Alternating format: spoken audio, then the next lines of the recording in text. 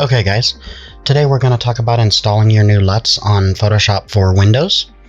And when you download the LUTs, you're going to receive a zip file which will contain these subfolders as shown here. And off the bat, one way to just quickly jump into Photoshop without installing anything is that if you take your image and you go over here to this Color Lookup and you click Load 3D LUT, you'll see that there's some presets that comes with Photoshop. You can click Load 3D LUT, and then you can pick one, like so, and that will bring it into your image. But obviously, that's kind of a pain to go do that, so we want to install them where they just show up in the menu here.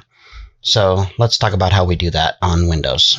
So you'll have your folder that you downloaded, which contains your LUTs and the different formats.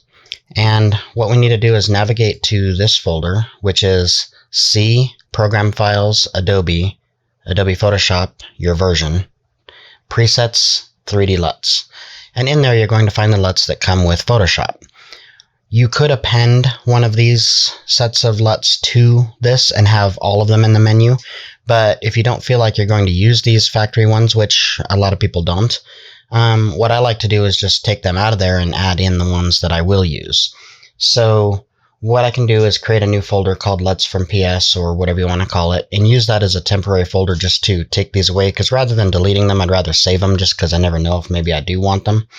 So we'll just move these over to this folder, and you need administrator privileges, that's okay. And now this is empty.